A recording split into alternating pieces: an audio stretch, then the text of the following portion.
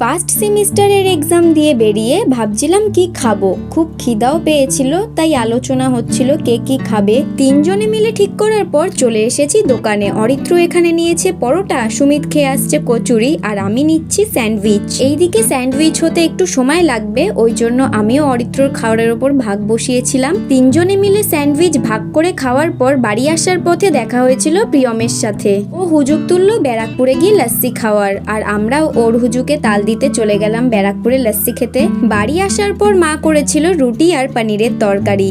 খেয়ে দিয়ে বেরিয়ে ওদের সাথে এখন চলে যাচ্ছি গঙ্গার পাড়ে।